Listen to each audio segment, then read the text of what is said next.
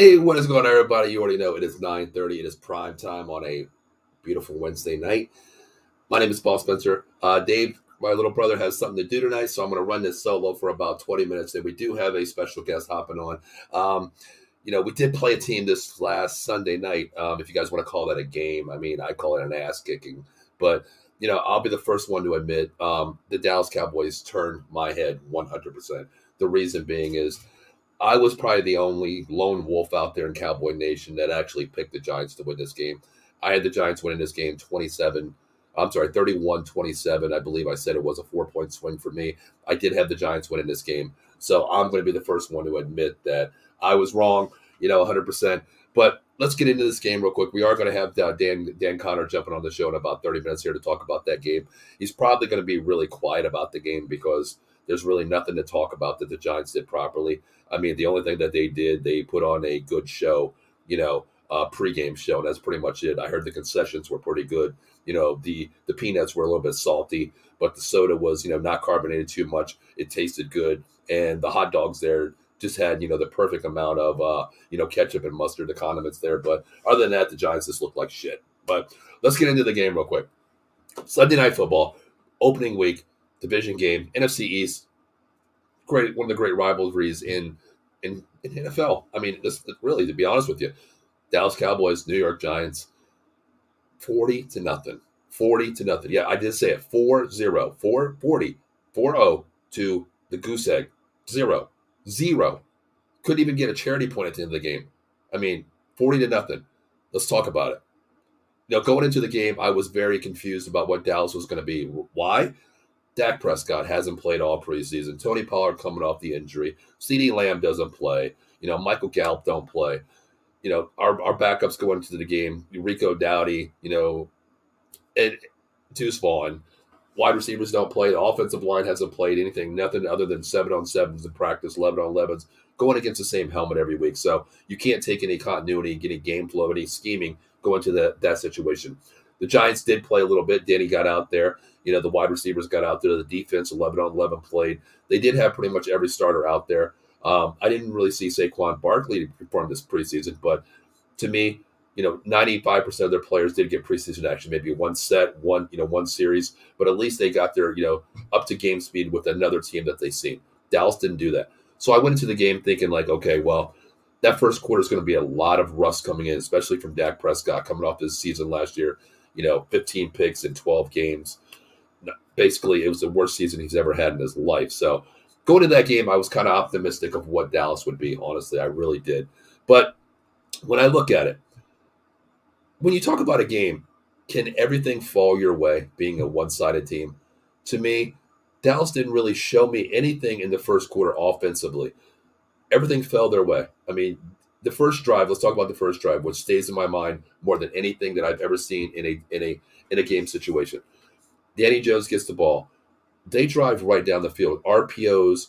Danny runs the ball. Saquon looked great. I mean, they were running the ball right off tackle every play. And when you guys talk about, if you guys watch the show, Dan and I did a pregame show where we talked about offense and defensive scheme. What Dallas needs to do to maintain Danny Jones in the pocket. The defensive ends, they crashed everything that they did with for the Giants. You think about it, what they did is, my voice is still a little bit cracked, guys. DeMarcus Lawrence, came off the edge there, and he put pressure on Daniel Jones, but it wasn't the right pressure on the first scheme, the first series. He overcompensated the pocket, which left the gaps wide open for the RPO either to give it off or for Danny Jones to take off 100%, which was very scary to me because I think Danny Jones had 30 yards rushing in that first drive alone, where it was basically not throwing the ball. It was just running between the hash marks, the gashes there. And that's something Dallas did overcompensate on. They ran upfield, created an umbrella on the outside of the defensive end here, which Evan Neal and Andrew Thomas, they looked like crap after the first drive, which all goes to credit to Dallas's defense. But the first drive, they looked like all pros. Why? Because they pushed our defensive end up the field to give Danny Jones to create the lanes either off tackle or on the outside of the hash marks, which was very smart to do. So when they do that, they create the holes right off the left guard or the right guard situation there. The RPO was working in the middle. So you give credit to the Giants on that first drive. Of course, we've seen something that was scary as a Dallas fan when you watch that. Okay, they're creating lanes here. They're creating gaps for your running backs and your quarterbacks to run. They drove all the way down, in the red zone. They couldn't get in the red zone, so they had to suffice for a field goal. What happened? We already know. It was a punt block. Takes, scoop and score all the way to the house, and an 85-yard scoop and score. At that point, you're thinking like, okay, we're up 7-0 here, but something bad. One bad thing is they missed the field goal. Missed the field goal. I mean, this is taking me back to our days with Brett Maher, what scared me. I was on the group room chatting, like, hey, here we go, another kicker. This is exactly what we have here, another kicker. That sucks. But Dallas did show me something, that their defense is going to bend, but they don't break. That's something that, as a Dallas fan, the last 2 or 3 years, the defense has been elite. It has been great, a top 5 defense.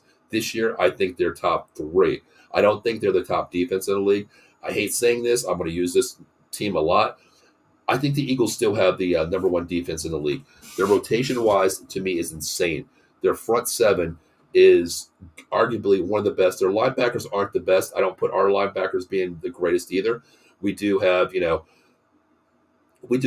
Vander Esch in the middle, which is kind of skeptical to me. But when you have, linebackers that we have, of course, Damon Clark playing great, that he did as well. I think that gives us a little advantage. But in the back end, I want to be tested a little bit more. And the reason why I say being tested is the Giants only took one shot downfield over 15 yards, and that was late in the third quarter when they threw the Waller in the middle of the field. That exposed us a little bit. So I want to be tested a little bit before I say we're top 3 defense. Number 1 defense to me is still going to be the Eagles. I mean, you can't knock them down yet. It's week 1, so I don't take a lot of character into week 1, assuming what I see versus what can be seen later on in the games here. The Giants, like I said, didn't throw one ball downfield, 15 yards, one pass play. It was a connection to Waller right in the middle of the field, which on the pregame show, which scared me. Dan and I talked about it when he said, what scares you? I was like, the open middle of the field. You go back to Dallas's days where we played Goddard. We played Kittle. Of course, he killed us the last 2 years in the NFC playoff game to get in. Killed us there. Then you can go back, to a few years ago, Hawkinson. Look what he did. Not a big household name. Tore up the Cowboys' middle of the defense there. The secondary played great, but I want to be tested a little bit before I put them in there. Number 2, I have the Niners, of course. Niners, they showed something. Once again, week 1. It's arguably week 1 to me is a preseason expansion to me. Week 3, you're going, this is where your starters are getting acclimated with the players, the rhythm, the continuity, the scheme. The verbiage should be a given to any team out there already. The verbiage is there, but it's the scheme, the flow of the system, everything. One of the things people don't understand is when you have a backup quarterback, your starter comes in there and he plays every game, all the snaps, 100% of the snaps in OTAs, practice, preseason. You get that voice in your head. You guys know my voice. If you don't see my face, you know my voice. Everybody has that distinctive voice. So when you're practicing, you hear Dak Prescott's voice, of course. Ready, set. Even when you look behind, he does that high knee thing. I can't stand that. I don't know why he does that. I hate that. But everybody knows Dak's voice. So when you go into preseason, all you're hearing is Cooper Rush. You're hearing, Will Greer's voice, okay? You hear those voices. So when you get to the regular season, starting 11-on-11 action against another team, of course, you look across the field, you don't see, the opposite headbands on the helmets there to go against. They know your scheme. When you see the Giants line up next to you, the sound is a little bit different. A lot of people don't understand that sound is really something that people go with rhythm. You get a quarterback, you hear his voice. If I'm on here real quick and I get off here and I hear another voice, your head's gonna move a little bit. Like, whoa, what is that voice? That's a different voice. There's a different rhythm, a different continuity with that. You're used to Dak Prescott's voice, of course, but then when you have Cooper Rush out there, it's a different voice. A different verbiage where it's a sound check. Like 180, blue 180, blue 180. With Dak, you might say it a little bit faster. Blue 180, blue 180. With Cooper, it might be blue 180, blue. That's something that scared me going into the game. Dallas's offense really didn't show me a lot. I won't talk a lot about it, but the one thing that I do want to say, Tony Pollard did not miss a beat. There was a couple where I thought he ran out of gas, being coming off the injury. The one where he burned down the sidelines and got caught. I think he is back 100%. The jump cuts are there, of course. which is very good for what I've seen. 14 carries, 70 yards, average 5 yards a carry. He's leading right where he left off last year. I think he had 5.3 last year regarding for the whole season, 2 TDs. And I think it was great that he stayed in the game too to get the flow of the game, the speed of the game. But I was kind of, hesitant, thinking like, man, they should pull him. We're up 30 points here going into the third, fourth quarter here. Let's pull him. Let's put Rico in there. Let's put Deuce Vaughn in there. Let's get these other guys some action. But that's one thing that I want to say about Tony Pollard. He is back. I think he's going to be an everyday inbound back, even though he was on a snap count, 14 carries. I thought he was going to be between maybe 12 to 16 carries. He got right in the middle at 14, 70 yards. Didn't miss a beat, 2 touchdowns. Rico Dowdy came in, which tells me about the offensive line here coming in. The offensive line manhandled the Giants here, the front four of the Giants. They pushed them back. Coming into the game, I was kind of hesitant about that as well. The Giants do have a good front four. The offensive line pushed them back. They gained control. They won the game in the trenches. Rico Dowdy ran the ball 6 times, 24 yards, averaged 4 yards a carry, which is very good for his size. Kavontae Turpin ran 3 times. More of his were outside jet sweeps.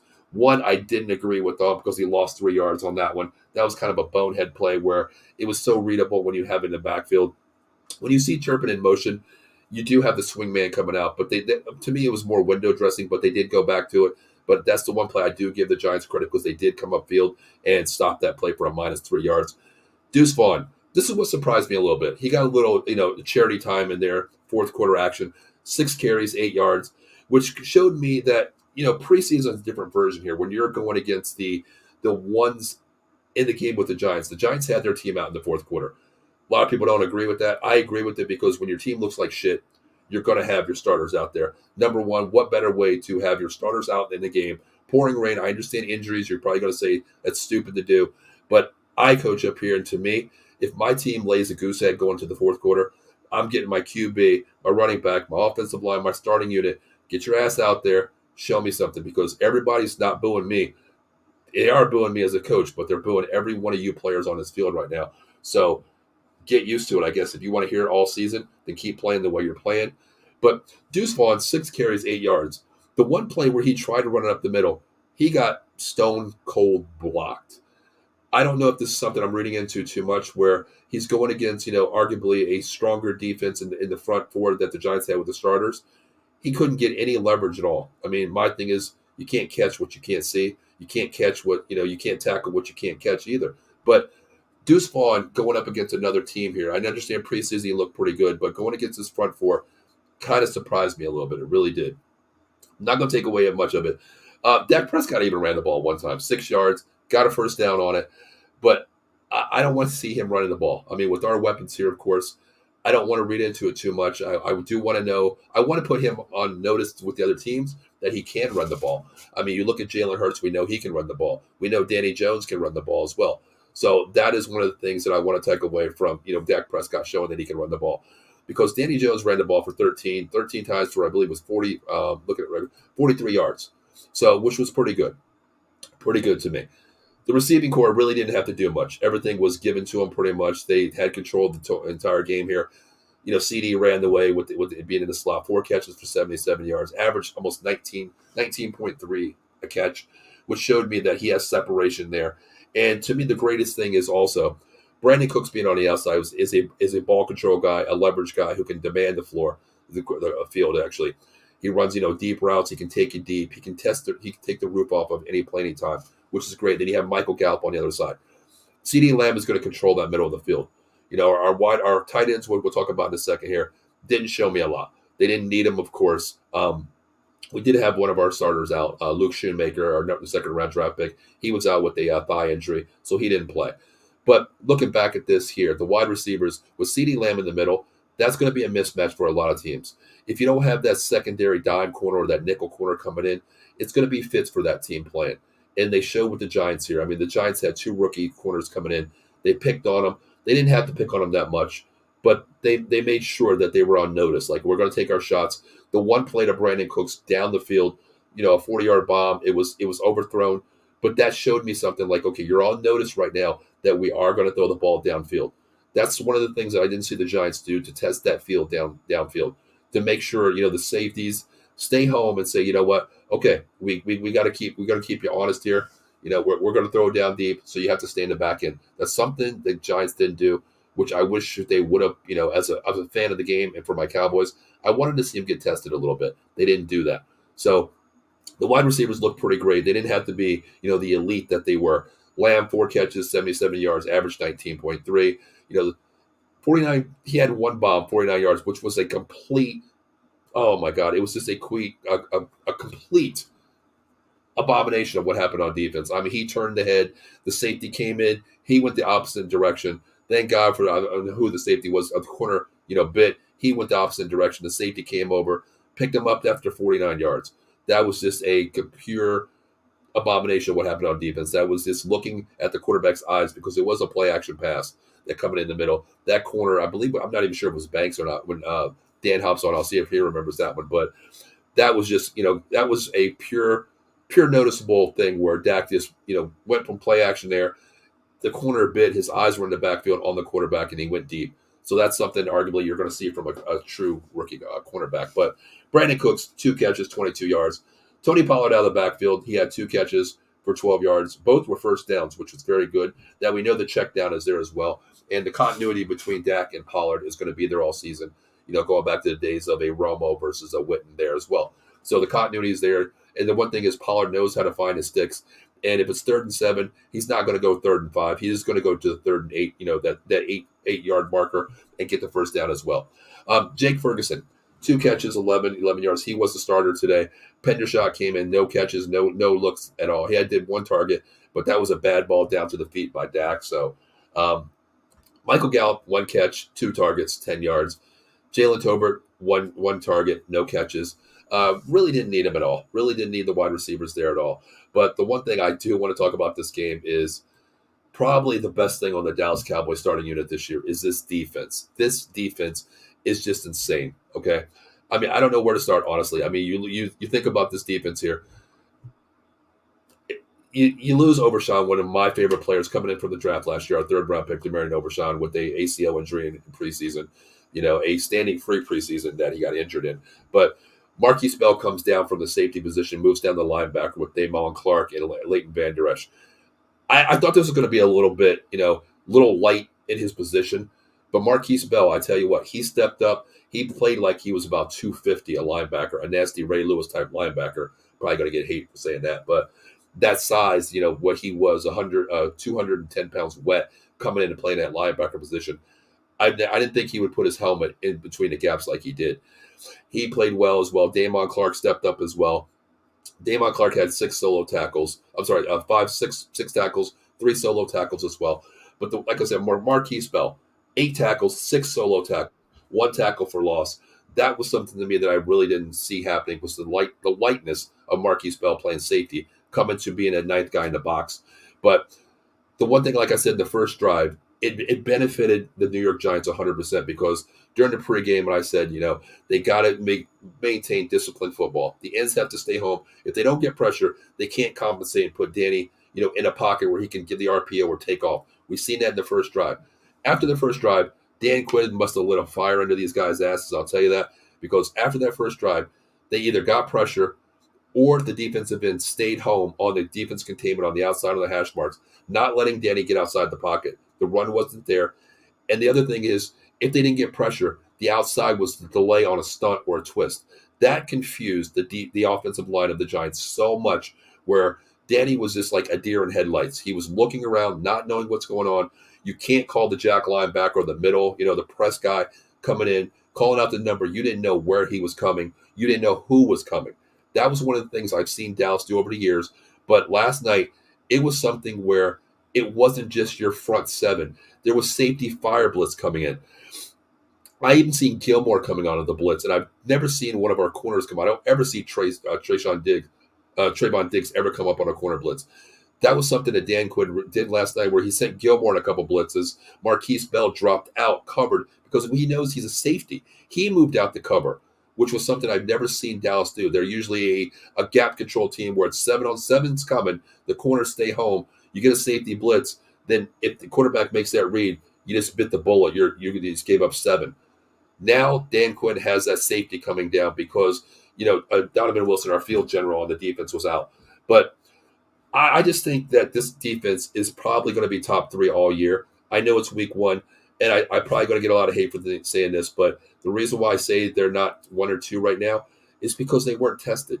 Game one, Danny didn't throw the ball downfield. One pass downfield over 15 yards, and it was to a Waller late charity third quarter. That's something you don't do as a team. Week one, you want to be tested.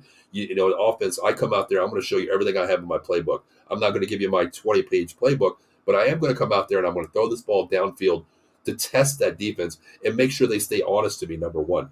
That's something I didn't see from this Giants team. So I can't take a lot of credit away, give credit to the Dallas defense, even though they gave up a goose egg, 0 points. So I think it's a situation where I want to see in 2 weeks, next week, of course. I want to see what we do next week. I don't look forward to the future, but I want to see more of what we see next week, of course. The other thing I can say is this, really quick before we begin our guest in about 2 or 3 minutes here. The offensive line, I'll tell you what, I was very surprised with the offensive line. When Dan and I did the pregame show, Tyler Smith being out, I tell you, I thought it was going to be, excuse me, I thought it was going to be Asim Richards coming in, who played left tackle and left guard. Ugoga from the Jets came in, played a solid game. No pressure at all on Dak Prescott. I mean, Dak stayed in the pocket back there, lived his life, ate a couple cheeseburgers. Because I said, the Giants concession stand, I give credit to, because that's all I heard was good at MetLife Stadium was the concession stand. I heard he went up there, he told the ball boy to go get me a hot dog. And he said, go back and give me another one. They were so damn good, But other than that, I mean, he had no time, no time to be pressured at all. He was just enjoying life back in MetLife Stadium. He actually said, I think his tweet during halftime, or I think it was second quarter, right before a drive, he threw a good ball, came off the field, grabbed his phone and said, I like the grass here. Feels a lot better. Having a night of my life. So, I mean, that's just the night it was at Dallas Stadium. But, real quick before we bring in somebody real quick, this guy, he's a great friend of mine. He's a Giants fan from the Big Blue Power Hour every Monday night, 8:30. We did the pregame show, and I tell you, I think it's going to be a little bit quiet tonight. Bring him in here, but you know what? Let's just bring him in here. I don't know if he's ready. I don't even know what's to come in. Do you want to come in, Dan? Do you want to come in? You want to come in, Dan? Yes, I will show my face, even though my team should be embarrassed. Oh, I mean, embarrassing. I don't know if you want to call it that. Do you really want to call it embarrassing, Dan? Yes, it was our worst loss in franchise history on opening day. What was the score? 40-0. It doesn't matter. 40-0, 50-0, 30-0. They got their ass kicked regardless. You know what, Dan? I'll tell you. We did the pregame show and we talked about X and O's, Dan. I'm going to tell you one thing. Regarding that show when we did the X and O's there, what grade would you give your team of what we said needs to be done versus what was done? F-. Was there any positive in what we talked about? There were some positive. Xavier McKinney played a really solid game. Agree. He probably played the best of anyone on the defense. Deontay Banks and Hawkins played well.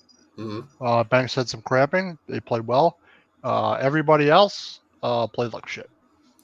I agree. Now, Dan, when I was talking earlier, Dexter Lawrence had a good game. He always plays well. He does. I mean, he was like a man in the middle for them, But Dan, the one play where CD had the 49-yard pass, then the 46 yards, whatever it was. Yeah.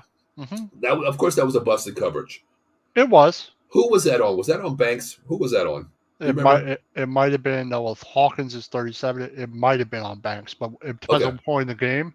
Okay. Because I know Banks was out because he was cramping up, so he was out a bit. Hawkins played a lot more, number 37. Okay. But McKinney played well. Everyone else, Leonard Williams was a no-show. Ojulari and Thibodeau had no pressures. Okay.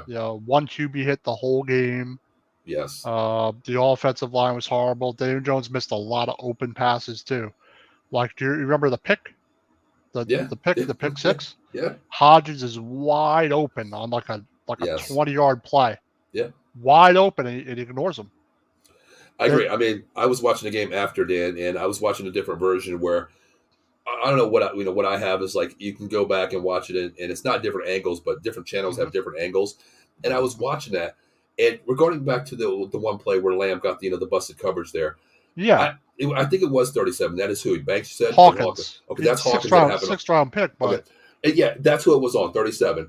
And I Mm-hmm. clearly watched it over and I rewound it because I do like giving my team up here different things of what we see versus what Mm-hmm. what Yeah, of should course. shoulda coulda woulda done. And Mm-hmm. I actually saved that one to my little thing on a hard drive, and I'm going to show that to my team. The one thing that he did, that was a play action pass where Hawkins got caught looking in the backfield. He That's did. all he did. Yes, it's a He rookie got mistake. caught. Exactly. It's a learning curve. Inexperience. It's a learning He curve. he can keep up with Lamb, Hmm. but it's all mental. Like Deontay Banks covered Gallup pretty well this game. He did. He had Gallup only had He two balls. yeah Hmm. he kind of was bad out of his break for one of them, but he caught up. And what I Hmm. like about Deontay Banks, he stays on the hip of the receiver. And Yes, he's I really agree. good in zone. He's very very good in zone. Hmm. So I was pleased with what I saw. I was pleased with what I saw John Michael Schmitz. Obviously, deal with Parsons is tough. You know, Sure. like there are times where he's trying to counter Parsons and Parsons went the other way. But Hmm. Parsons is tough to deal with. He's a rookie. But Schmitz, otherwise, really good run blocking. Really good hand fight. He resets his hands, resets his feet. I thought he played well. I thought Thomas played well, even though he played hurt most of the game. Hmm. Like everyone else, Bredesen played all right, but the right side was absolutely atrocious. You saw it. Yeah, I and you know what? I we talked about Jingleheimer Schmidt. I call him that. Having fun as Cowboys Giants here, but I didn't give play him well. credit. Yeah, he didn't play well, but I do give him credit No, he because played better than more good than bad, I should say. yeah, I mean I give him credit due to the fact that we talked about that if I'm a Cowboys defensive coordinator Dan Quinn, I'm going to attack him. I'm going to show him things that he didn't see. And Dan, a lot of times you got Hmm. five offensive linemen, man. You as a Hmm. rookie, you got to look at okay, well, it shows six people are coming, but the one thing Dallas did, as I said before you got on here, they showed different looks, Dan. Well, they They put Parsons on the inside, and exactly. typically Hmm. they don't do that.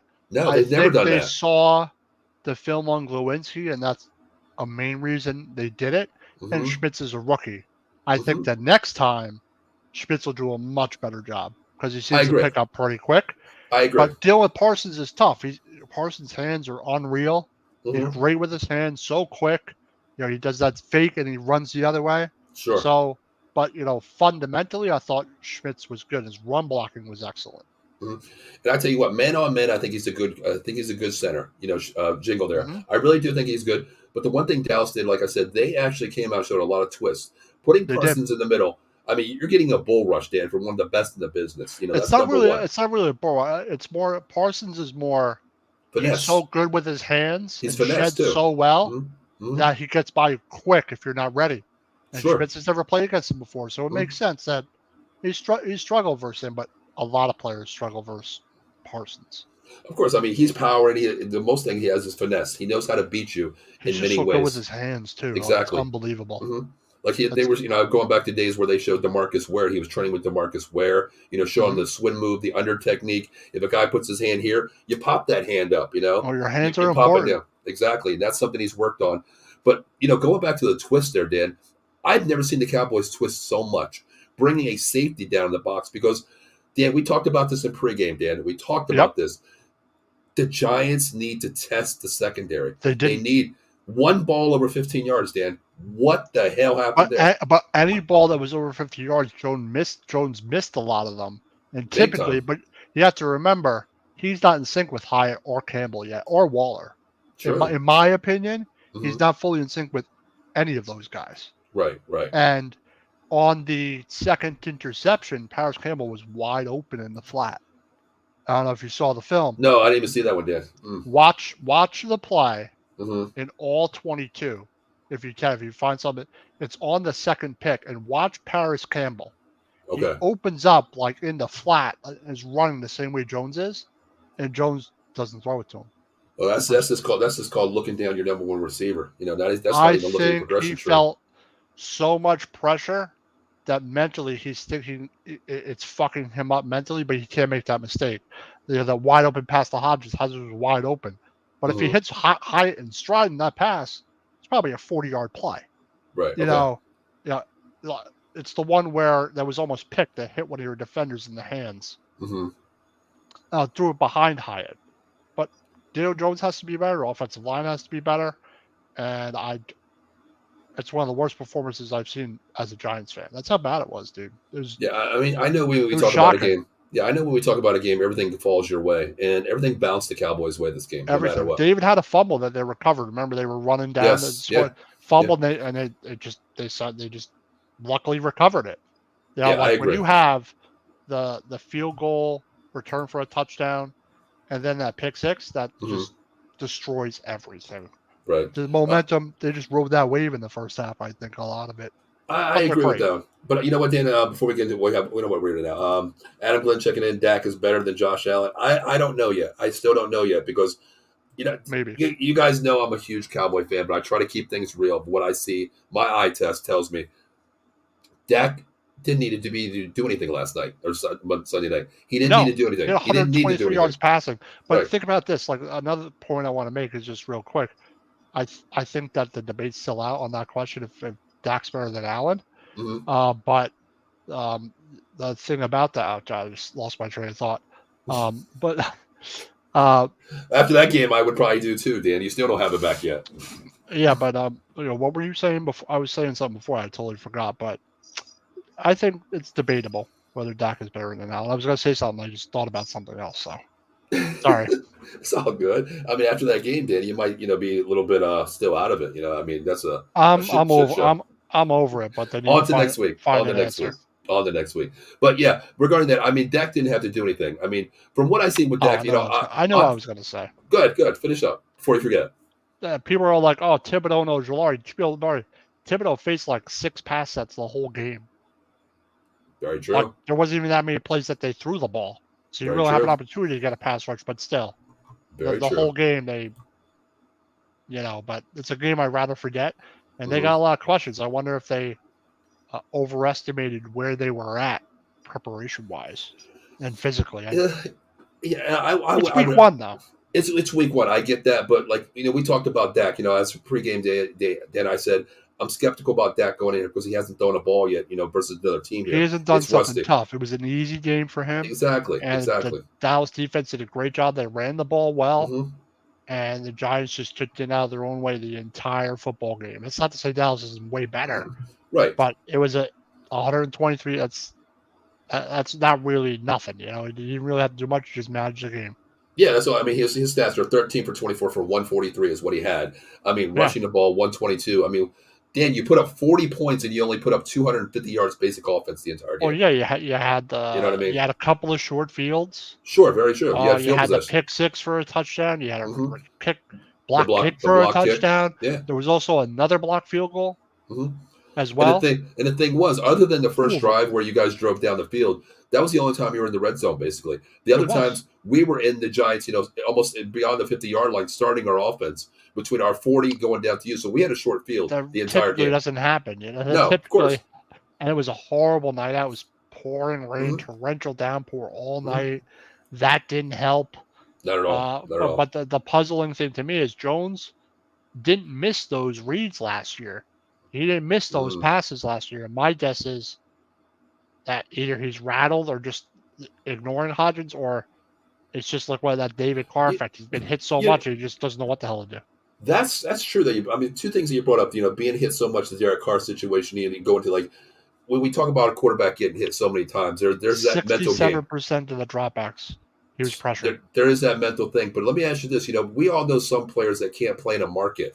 Do you think this is a little bit too much the New York market? All eyes on Danny Jones signing the contract. Do you think that plays into this, or are we looking into that too much? I think maybe week one, maybe this game, Okay, and okay, maybe just a little bit, but I think eventually they'll get in sync, and I think he's not really in sync with the new weapons he has, right. and it kind of showed a little bit Oh because yeah, he's yeah. misjudging their speed, but he still needs to be better.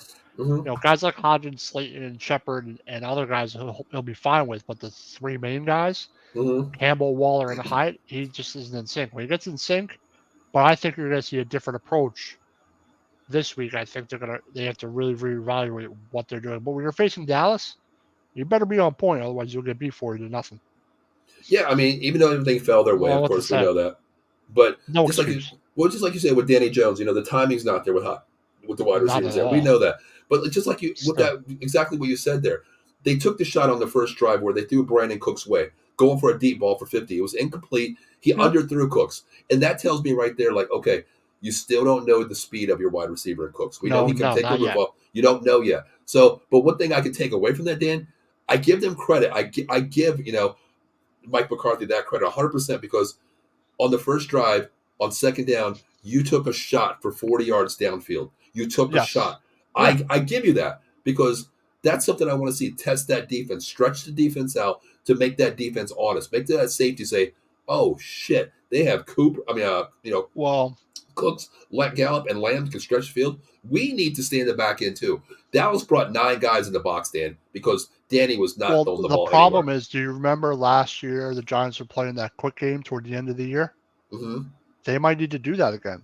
And Kafka never adjusted to that in the second Well, half. you know what? That's smart. Never. That's The smart that you said that.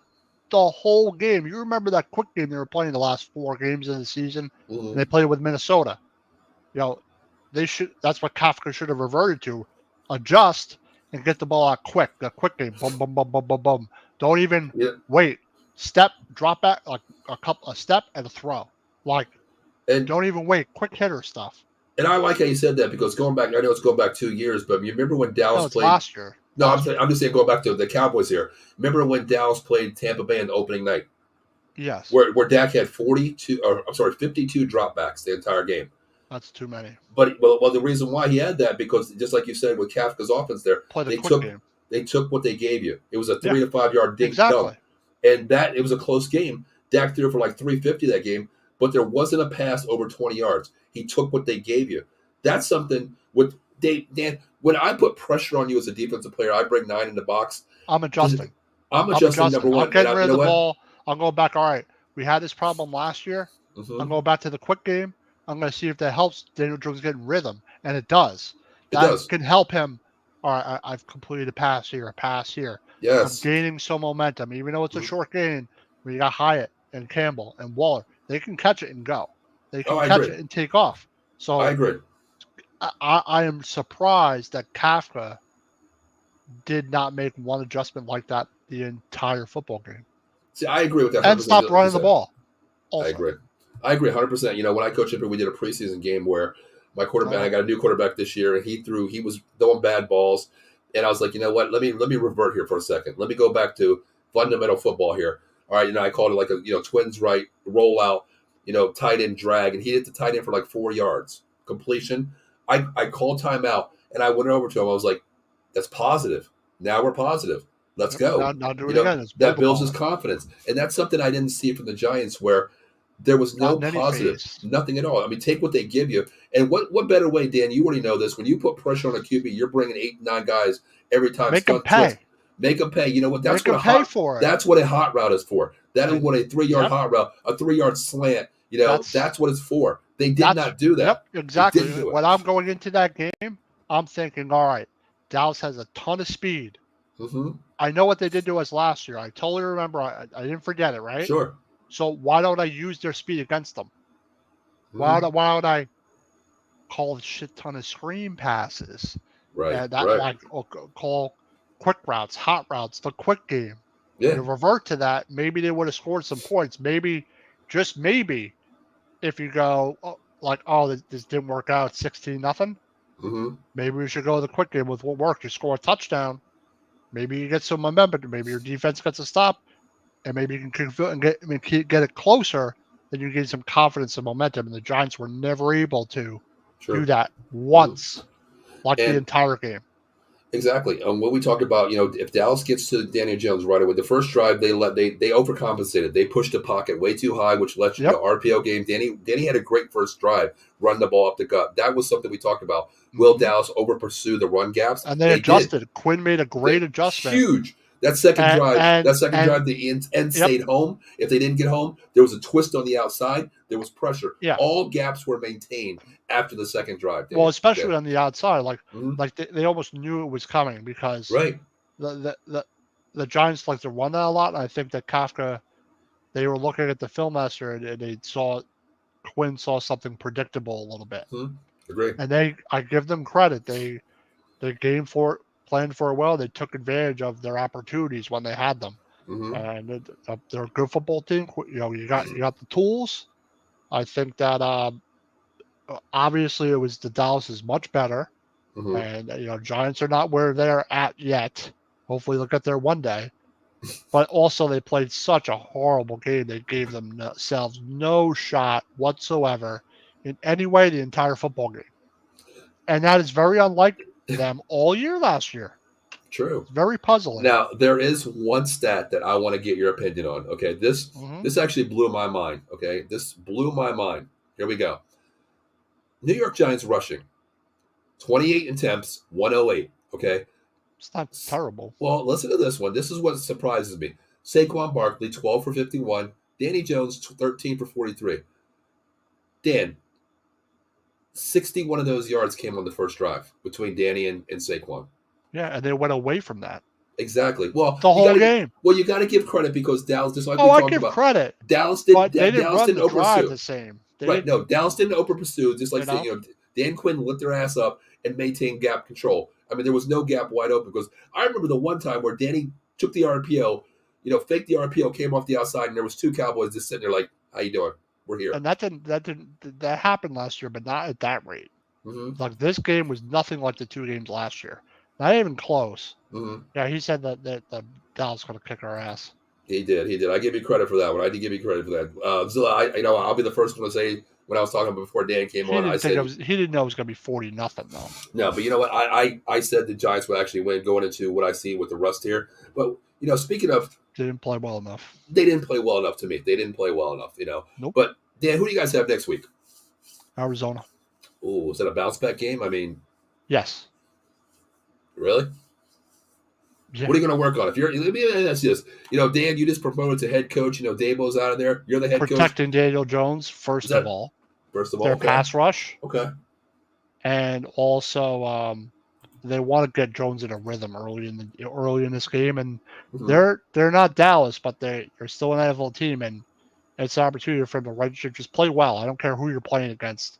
The competition level was piss poor, and they have no excuse for the level of compete they had. They had no compete, no will, no fire in their belly, none of that. Sure. And they weren't like that at all last year. It's just so puzzling. We'll get in this comment a little bit. I just put it up there. We're going to talk about that in a couple seconds here for next week. So, the number one thing to you is protecting Danny Jones. But do you think Kafka? What do you think Kafka's going to say? Kafka's got to be much he's better. Got to switch this up. He's got to switch creative. this up. He's got to be much more creative. I think that you can't abandon the run. I think Barkley could have. You got to really run the ball. I think in Arizona and start establishing the run. Yeah. I think they'll have a better game, but it's all about their effort and their compete level. If they can just play well. Neil, I don't know about. I better not see Glowinski at guard. What other options do you have? Jeff Ozudu, who was a rookie last year. He's from North Carolina. Drafted him last year. They could put Bredesen over there and put someone else Ozudu next to Thomas. But I don't think you could have Glowinski there. Neil, I think they're going to leave there for now. Well, let me ask you this. But they're going to help him. I think they're going to have Bellinger help him out on the edge. Okay. Well, let me ask you this. I mean, a lot of teams, as coaches, of course, I have a guy going out to film my team that I play next week or whatever. We do that even in a little league. But is this a blueprint versus this offensive line and the offense of the Giants here? Is this a blueprint to other teams out there that say, hey, I think other teams will try to take advantage of it, but they don't have people like Parsons. They don't have a defensive talent like Dallas does. Very true. So the big test is San Francisco 49ers. Not this next game. They go to Arizona and to San Francisco, and they're staying out there. So it gives them a chance to bond a little bit as a team. I like that. They're not coming back. They're 2 games in a row. So they're at San Fran, and that is their barometer right now. What are they going to look like versus the 49ers? Are they going to play like they did versus Dallas? Or are they going to just show me something, even if they lose? Just show me something. I agree. I mean, this game here is going to be. We all say cupcake game, but anything can happen in the NFL. It's an NFL team, but it has to be the game plan. It has to be the game planning of Kafka. I mean, if you're down and it doesn't work out, take what the defense gives you, man. You know what I mean? Take what the defense gives you. It did that last year. That's what I don't understand. It worked, and this week, I mean, there was so many options available for the Giants to stay you know what? As an offensive coordinator, I'm licking my chops sitting here. Like I'm sitting here. I'll call a timeout and say, okay, guys, listen to me. Change the plan here. They're become a little bit more aggressive. We didn't expect this. Their front seven's good. We know that. But That's guys, easy. they're coming fast. Okay, here's what we're going to do. You know, Pokemon is going to be the hot route over here. That's the left side. Dan is going to be the right side hot route. If I'm going, Lucy, Pokemon, Yep. that means, you know what, left side, whatever. If your guy comes running 3 yards, I'm throwing you the ball quick. If I call him Exactly. here, Or 5 yards. righty Dan, that means, you know what, your hot route, he comes. Guess what? Better be ready because the ball's coming right to your head.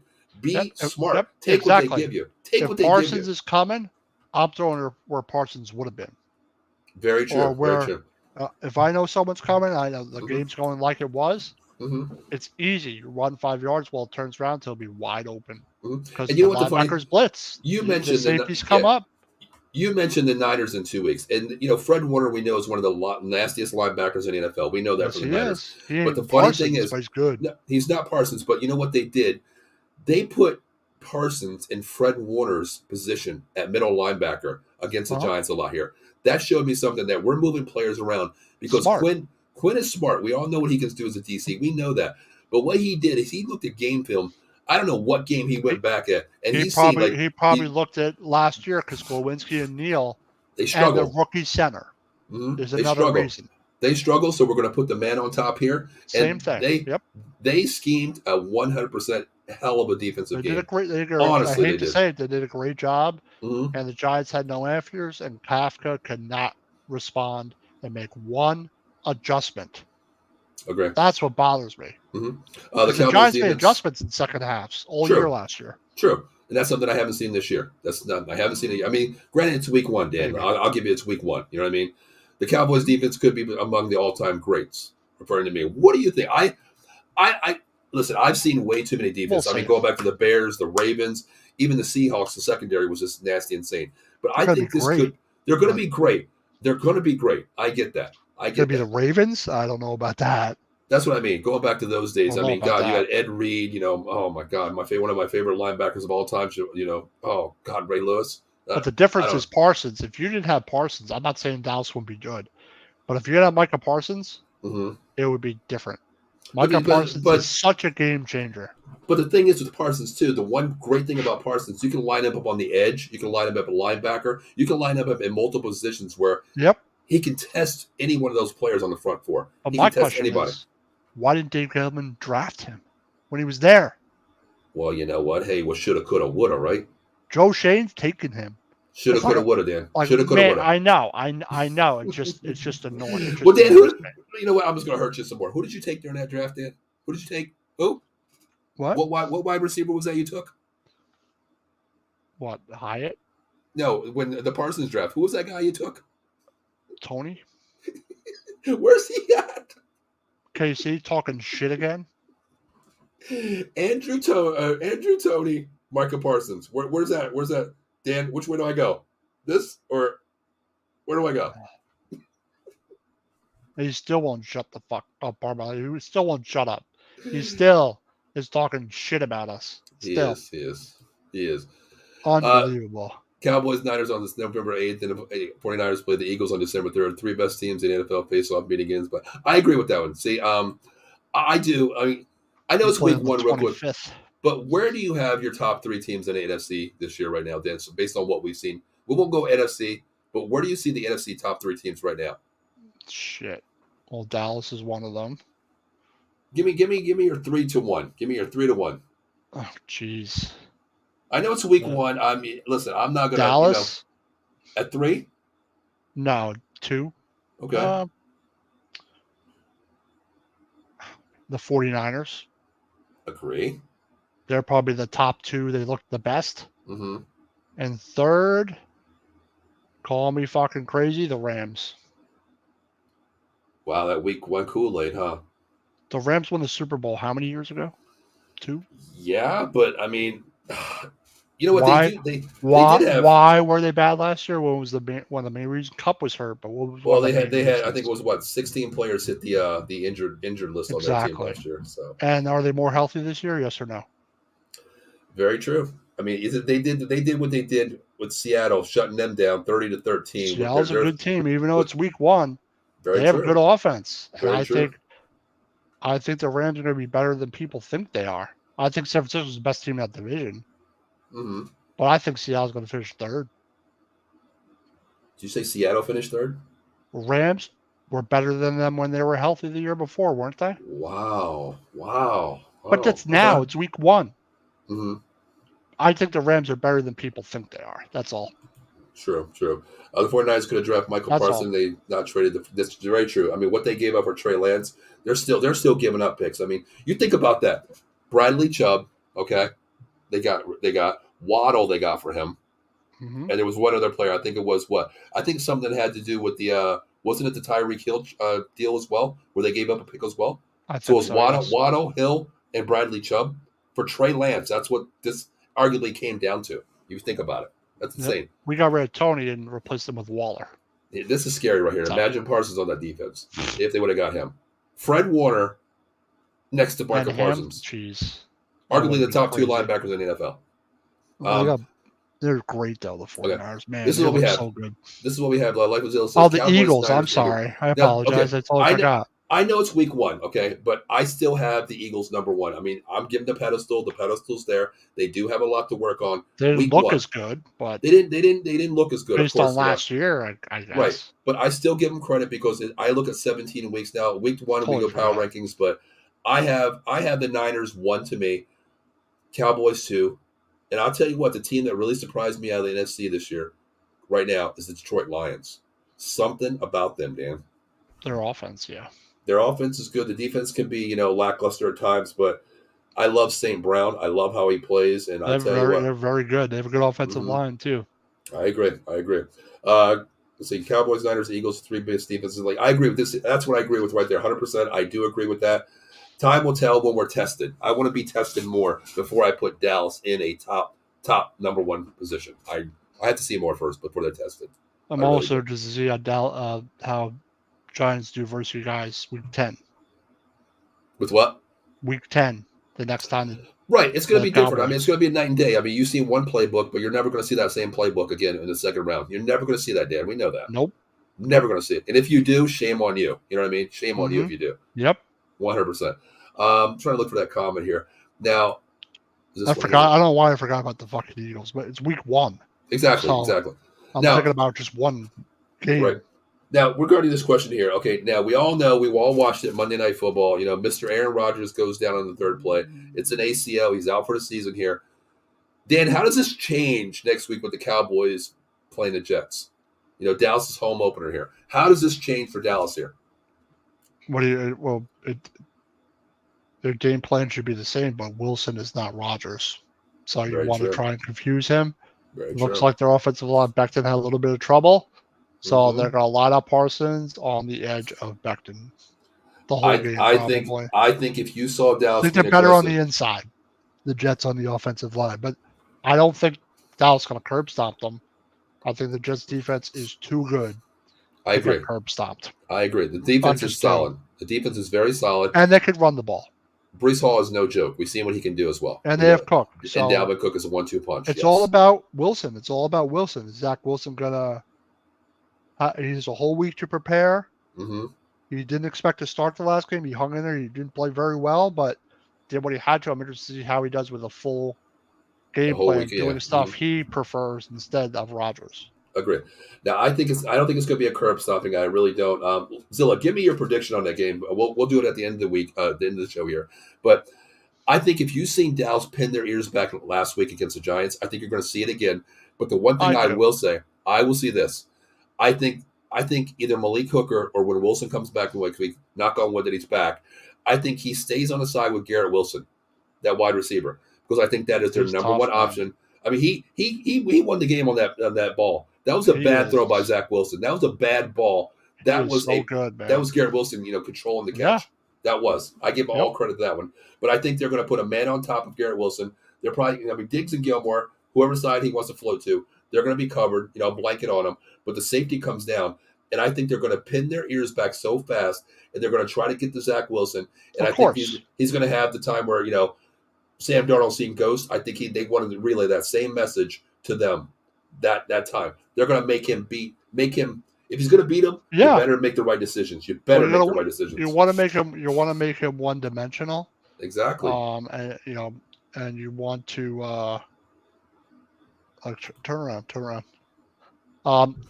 What's up? You want me to turn around? No, my cat. Oh, I thought you told me to turn around. There was a ghost behind me or something. I thought you were like telling me like what Zach Wilson's going to see next week. No, my cat Gavin stood in front of me and jumped over my shoulder onto the dresser behind me. Mm-hmm. What was I saying? I don't even know what the hell I said. I don't even know what the hell I said. I already lost my train of thought. Brock Purdy played well, but the 49ers are a damn good team. They got a good offensive line, knows the offense. Mm-hmm. The 49ers are going to be tough. They could win it all this year. That's how good they're going to be, I think. With Purdy all year, I think they're going to be pretty good. I agree. I mean that you know one thing I didn't realize. I know Dan, you're not a big college football fan, but I love college football. I just don't watch every single game. Okay. Well, here's a trivia question for you. Here's a trivia question for anybody out there still watching real quick. Actually, we're going to have a guest hop on in about 2 minutes here for the last 15 minutes here. I'll try. Okay, here's a trivia question. Everybody out there, Eileen, Zilla, here's a trivia question. I'll send you an autograph poster of me, my guns. I'll send you an autograph poster. Not much there, but where's my lighter? Oh, God. Thank you, Dan. Okay. Anyway, Brock Purdy. Did you know he has a starting quarterback in college this year? What college does he go to? Anybody out there? Does he go to? He's a starting quarterback at a college right now. He was just named a starting quarterback this week. What college does he go to? Anybody out there? And do not Google it. We do not Google here. We do not Google. We do not Google. We do not Google. Where's he go? I don't know. Eileen, Zilla, give me a guess first before I tell you the right answer. I have no idea. All right, guys, before we get into our next guest real quick, I'm going to get to the comments real quick, and then I'm going to bring them on. Eileen said you guys were saying how awesome the Jets were, and Sunday they don't. I agree. I mean, I gave them all the credit in the world, but I don't think I would enjoy that very much. Yeah. Rodgers dropped back 3 times on Monday night. He was pressured all 3 times. The Bills' defense is nowhere near as good. I agree with that one. I agree with that one. Had a problem. They're going to have to make the Cowboys and make Zach Wilson beat them if they're going to do it. Eileen says, no idea.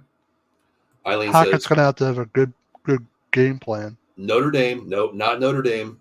Not Notre Dame. I would actually be happy because he's a sophomore, so I would kind of be happy. Eileen says, go. Michael Zilla, you're a Notre Dame fan? I did not know that. He is a huge Notre Dame fan. I did not know that. So Saturday morning, 11 a.m., I expect you to be there along with Eileen, who's there every week. Make sure. Okay, before we bring in our next guest, I do want to apologize to the person coming on. I flipped out on him last week because I always try to pass the eye test of what I can do. And I still think you got to knock down the champion before, you initiate a new champion. So I'm going to say, sometimes he gets under my damn skin. I'm not going to lie to you. But you know what? That's what little brothers do to you. They piss you off.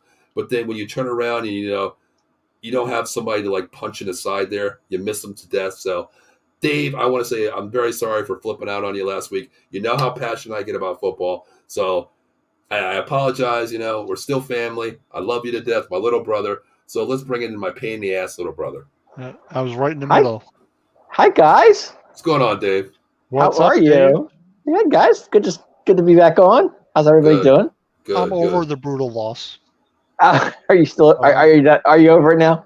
Yep. Okay, good. Sir. Time to move on. Mm-hmm. So how was your day, guys? What's going on? Good. Braves won. Sorry, off topic. Yeah, I know they won the NL East. Yeah, congratulations to them. Yes, they did. Yes, big win for those Atlanta Braves. Yes, they did. Oh man. Oh, hi, Eileen. How you doing, man? Good to see you. Man, I feel like Daniel Jones right now.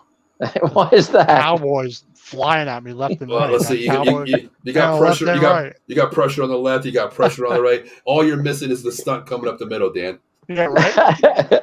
Yeah, with Parsons. That's all you're missing.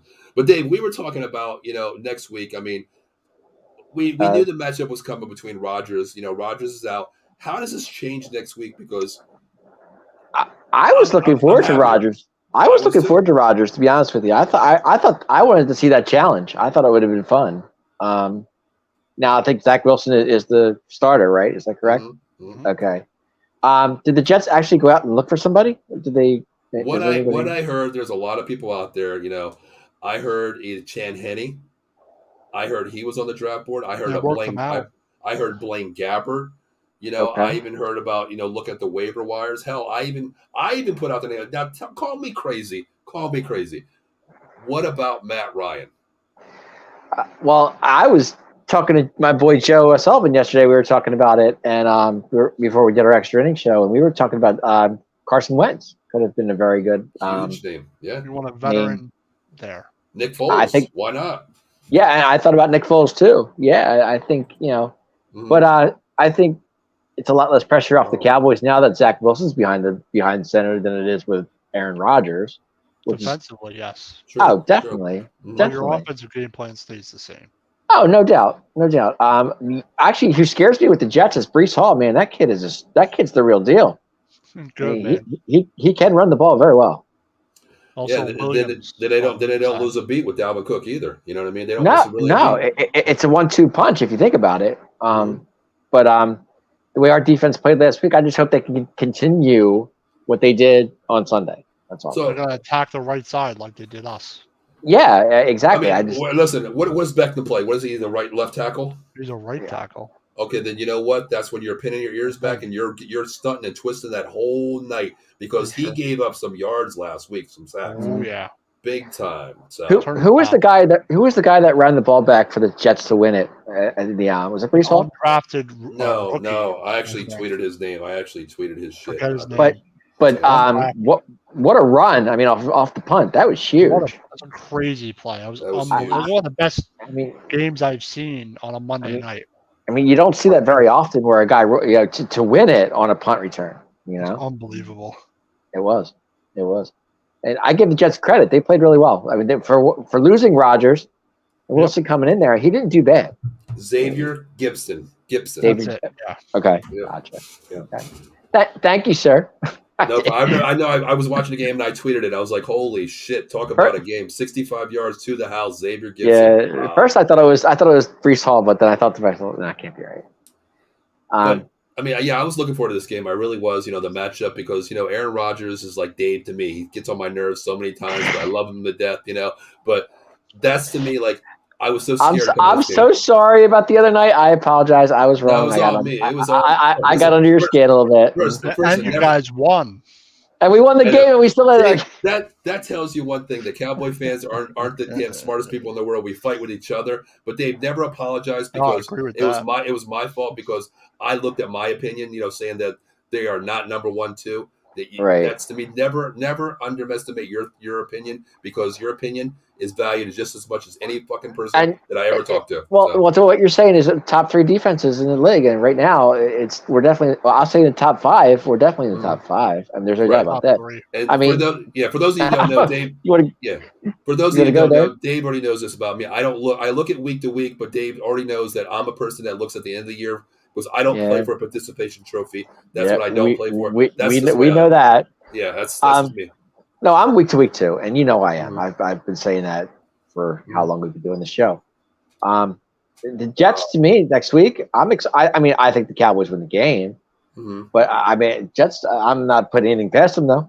The defense is so good. Now here's something I want to talk about. I think they'll definitely score points against us next week. I'll leave it at that.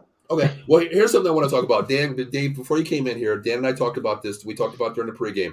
Now, I just want to say something real quick. Now, Zilla says the Jets O-line is atrocious. The Cowboys defense is going to feast. But I want to say my piece before you guys chime in. And Zilla, I want to hear you as well. Okay.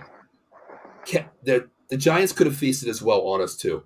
But the thing is, Kafka didn't put the players in position to feast on an over-aggressive defense. If Dallas is aggressive and the O-line's atrocious, do you think they put, Zach Wilson in a position where, Dan, you said it, take what the defense gives you. Take that 3-yard swing pass. Yeah. Take that slant here. Do you think that they're going to be so stupid, Salim is going to say, "No, guys, we're going to play the same way the Giants did. Don't worry about it. We're going to have checkdowns. They're going to be over-aggressive. Beat them at their own game. Be aggressive as well. Be an aggressive beater with a short checkdown." What do you guys think with this? Hackett will call a game like that. I don't think he'll be that stupid. He'll look last week and know they have offensive line deficiencies and be like, "Gotta get rid of this ball quick." Oh yeah, it's correct. I mean, whatever. I mean, they're going to get rid of the ball real fast. They're going to make our defense.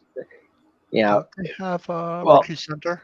Zach Wilson won't be holding the ball very long because and Breece Hall's a very good running back. Yeah, that boy can fly. So we're going to have our hands full. That's definitely for sure. I think it's going to be a lot of checkdowns this week coming into this game. Could I think they're going to put him in positions to check down. And like I said, Dave, before you came on here, I think Malik Hooker, or if Donovan Wilson comes back, hopefully knock on wood he comes back, I think they're going to put Donovan Wilson or Malik Hooker on Garrett Wilson's side to shadow him with the corner. I think they take away your best player. Go in a Belichick book. Take away the best player on the other team. Take him away. Make the other guys beat you. We know Hall and Cook can run the ball. We know that. If they're going to beat you, hey, you know what? Give them credit. They do it. But take away their best receiver. Make especially I still call Zach Wilson a rookie because he's not a starter to me. He's a backup to me. He's a rookie. Make him beat you. If he beat you, you know what? Congratulations, you beat us. You know what I mean? But here's something I want to talk about. Everybody talks about Dak, Dak Prescott with his picks. The one thing I can arguably say, and I'll say this until I'm 100 years old probably, it never happened, never will happen. Dak's never threw 3 fucking picks to the same goddamn guy like Josh Allen did. Isn't that amazing? Same guy, 3 picks. I thought about this I was actually thinking about this the other day. I said, can you imagine if that was Dak who threw 3 picks on Sunday? Oh, he would be mowing. He would be, oh my God. I couldn't even imagine. Some fans would be freaking out, but I know it's one game. Right. But imagine, we're talking media here. Can you imagine the media with Dak? That's what I'm saying. They would have him up on a cross. They'd be killing him right now. Trey Lance for president, week 2. You know what I mean? Right. That's what you would hear. Or Cooper Rush, one or the other. Oh hell, they're going all the way to Trey Lance. He's better than Dak Prescott. Well, you know what I was thinking too, and I was thinking about this the other day. Can you see? I would give Trey Lance to the Jets. Let him go. You know what? It's funny. I did mention that real quick. I'm going to read this. I saw that the New York Jets are 3-0 against the Cowboys from September 13th, 2008 to. You know what? And you know what I'm going to say to this, right? That was then. You don't have Aaron Rodgers. You know what? And it's a different. It's over. The Jets defense is going to probably have to get a couple of turns and win this game for them. That's a defense. Who put that comment up? Eileen. Okay, Eileen, I'm going to say this. There's a song, Eileen, okay? I'm going to let you know. There's a song called By the Monkees called That Was Then, and This Is Now. So there you go. Ooh, you know what? Remind me, Dave. Because the Jets defense is better now. Dave, remind me on that. I think I'm going to look that up, and I'm going to tag Eileen on Twitter for that one. There you go. By the Monkees. But you know what? I think it's going to be a game where, going back to like the Bears days, even going back to, the Ravens with what's his name? Trent Dilfer. If they're going to win this game, the defense has to win this game for the Jets. The defense has to win the game. And Wilson manages it, and they run the ball well.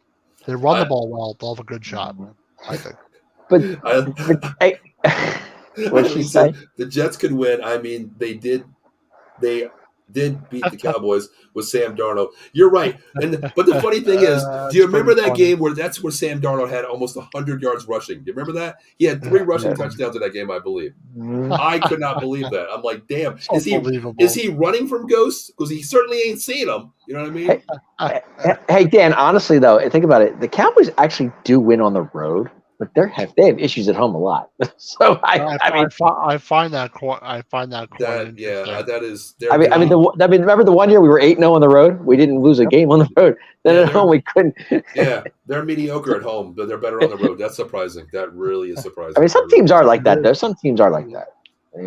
Zilla says, I believe the Cowboys are anticipating quick passes, and Zach Wilson will have a nightmare game because the DBs will play aggressively at the line with the safeties. See, I can agree with that. But I do think, I agree with that partially. But let me know if you think this is where I might be wrong here. I think they do run a 9-man, 9-on-10 is what I think with the Cowboys will run, where they're going to put that 1 and 2 guy, either Wilson or Malik, on Wilson's side, Garrett Wilson's side, with the safety, either Gilmore or Diggs, and let the other guys name. Exactly. I agree. I agree with that 100%. Oh, absolutely. Cowboys will win 30-0 unless Dak coughs up the ball deep in the Cowboys' territory more than once. I don't think it's going to be 30. I don't think it's going to be. I don't. We are not going 2 weeks in a row with 2 shutouts. That is not possible. 31-14 or something like that. All right, we'll get predictions a little bit. Wow. Okay. 31-14. Okay. If they win 30-0 on this game, I would be definitely. I doubt that's going to happen. It's not going to be like the last game. No, I don't think so either. But Dan, did you watch the entire game, the Cowboys game? Of course, I don't know if you shut off the TV and threw some. Yes, I'm surprised. I'm surprised you didn't throw your. I watched the whole thing. Dan's a true fan. The reason I watched it because I was watching Hawkins, I was watching Spitz a lot until he came out. Watching some of the depth, some of the backup offensive linemen, but I watched it. I didn't want to, but I watched it. I didn't want to, but I did. But you know what? No. But you know what? I do respect that because I do that a lot as well. Like even though it's a game out of hand, I watch still schematically what this player does because how this guy comes in, how he dictates the line, what he does. That's something that we watch as fans. But Dan, since we both watched the game here, on your side of the ball, on Giants side, offense, defensively, who surprised you the most and who didn't show the hell up? Number one, Leonard Williams didn't show the hell up at all. Okay, agree. Versus the backup guard. Okay. Leonard Williams didn't show up. Neil Lewinsky didn't show up. Mm-hmm. Jones didn't show up. Barkley, I got no problem with. You give him the ball more. Maybe the fumble is tough for him. He touches it. It's a bang bang play. I'd say on defense, the rookie corners I thought play well. It's another surprise in the positive. But I was just the biggest surprise was how bad they looked in all phases, especially special teams. Also, every phase of the game they look like out of sync, like it was preseason, like they quit. That's what they look like to me. Didn't you say that the Giants are playing the Cardinals this weekend? Is that right? They are, but I'll give you a crazy stat: 30 plays for 0 yards or less in that game for the Giants. Is that game home? Plays. Is it home? Nope, it's in Arizona. It's in Arizona. Okay. In Arizona, then San Fran, then they come back home. Ooh, that's rough. All right, before I get to Dave on this one, give me your one player that you think could have done better for the Cowboys. Even though you shouldn't really say it, but give me one player for the Cowboys that you thought was underperformed, and give me the player of the game for the Cowboys. The player of the game is Parsons. Very true. Then what was the first question? A player that you think in Dallas that underperformed, knowing what they can do. I mean, it's probably on the offensive side. Oh, I got one for the Cowboys. I'll tell you that. I am not sure. I think they all play. I think they all play well. The offense didn't do much. All defense played good. Okay, Dave, I'll give you yours because I'll tell you I got one, and you're going to hear it. Wait. What was the question one more time? Give me your one player. Give me on both sides of the ball for the Giants as well. Give me your player that underperformed and a player that looked good for the Giants first. We'll go to the opposite team here. Wow. For the Giants who look good, for the Giants to look.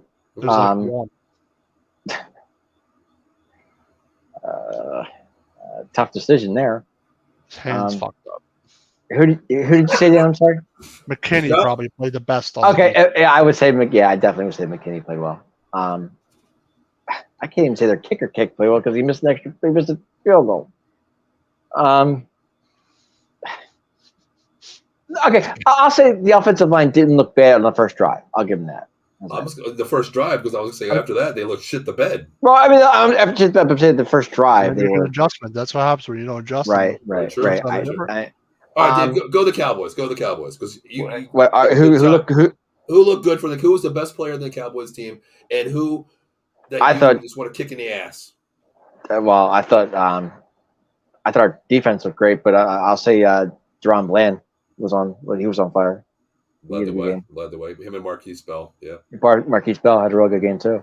All right, who you want to kick in the ass for the Cowboys last game? Kick in the ass? Yeah. Because my boot is ready, full of to kicking this dude in the ass, Dave. That could look better. A kicker? Aubrey, Brandon. Well, he missed the first one. Dan. He missed the first one, but he made the next three. He made the next three. Dan's reading my mind. But he missed. Wait a minute. He missed the extra point, but because there's actually a reason for that. I want to hear this one. I want to hear. This. Yeah, you're going to hear this. Okay, it's so funny because I was watching the car. Dave, I don't want round two. No. I I was watching the McCarthy press conference on Monday, and he goes, he was so anxious to get on the field to kick the extra point. It just shanked left when he kicked it. Who's he talking about? When the Cowboys got the touchdown, okay? Listen to me. When the Cowboys got the touchdown, he was the first one on the field because he was so anxious to kick the extra point. But then again, he didn't miss anything else, so that's okay. We're good. Okay, all right, Dave. I think you saw that on a TikTok video. No, I didn't. No, go watch the press conference from Mike McCarthy. He tell you. All right, you know what? I had to laugh about it. All right, regarding that, Dave, my player of the game was Parsons. I mean, he was just an X factor on defense. Without a shadow of a doubt. He played 4 different positions on the line, basically 7 positions, really. He ended up in every linebacker spot. The same position, he just lines up wherever. Exactly, he lines up wherever he wants. We said this earlier, too. I can't even imagine if Donovan Wilson was on the field. What would have happened there? I mean, my God. He's fast. Well, you know what? I'm going to take one thing real quick. Wouldn't have mattered. My honorable mention guy is Marquise Bell. Killed anyway. Marquise Bell had a great game. He did. He took over. What's his name spot? Overshawn's spot, playing linebacker. And this kid is undersized. And I tell you what, 12 tackles, 8 solos, 2 tackles for loss. I give him credit, but I'm still, Dave. After I hear what you said about what's his name, Aubrey. No, but I do have a shocker today. There is a shocker today. Well, what else is new? The fucking, the videos with Brandon Cooks did not practice today. Gee, shocker, right? Okay, yeah, because he got a little helmet in his chest. Did you see? You know what? Who hit him, Dan? Who?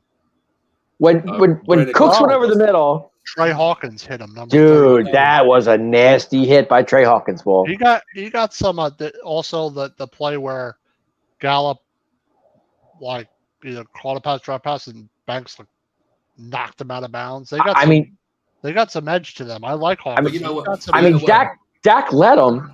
Dak led him perfectly. No, but man, that was a shot. Dave, I'm going to disagree with you, Dave. Okay, Dan. Before you came on here, I told Dan, a lot of times I take clips to show my team what I want to see versus what I don't want to see. Yep. That is one of the clips I took away from this game to my quarterback, and I said, "Don't get him killed." Thank you. Right. You set your wide receiver up to get killed. You didn't give him you can see the field, okay? You see the stretch corner coming in. You do not throw the ball in front of him because you're going to get lit. You set him up in a position. You look. I mean, I understand it's bang bang. Of course, I understand that, but you never throw on a sprint route. Coming across the field. Yep. In open field where you have a linebacker coming in, you don't, or a safety or corner, you don't do that because you might have just lost your damn head on that one. You know what I mean? Yeah, it was pretty. And after that play, after that happens, I'm telling my QB to go over there, sit with him. The Giants suck so bad, just look up to the concession stand and get a hot dog coming down. To give to Brandon Cooks because you just lost life right there. Yeah, Cooks took a shot. He did take a shot on that play. But I like Hawkins. I like him. I do too. He played great. But he was not. He was not on the practice squad today. He didn't practice at all today. My guy was the kicker, Dave, because it brought me back to freaking money bullshit Mar. Okay, you missed the damn extra point. First kick of the game. I don't care if you're so overjealous to get in the game. You have one freaking job, Dave, to kick a damn ball through the upright, and you freaking missed it. I know. Okay. That's all I'm going to say. But real quick, let's get into the 8,000 comments that I forgot to read here. I apologize. 8,000 comments. We're rolling here. Let's go. Yeah, this is out of the box, baby. The millions and millions and millions of viewers. And the millions. Yes. All right, let's get into read the comments here. Where the hell? Okay, I'm excited. 10:45, I think, is the. No, I think you we're read at the 30-0 one. Yeah, we did. Where are we here? We're right here. Okay, we read that. We read that. Okay, we read that. Yeah, we read that. Here we go. I said the Cowboys would beat the Giants by 20. All of you disagreed with me. You seriously believe Dak Williams? Listen, hey. They didn't beat him by 20 both games last year, so that's why I said that. All right, Zilla, here's what I'm going to do, Zilla. I'm a betting man. We all know I'm a betting man. You tell me the score, and I'm going to put $5 on it, on the exact goddamn score, because I'm very sorry I disagreed with you last week. Give me your score. I'm going to put a $5 bet on it this week, okay? All right?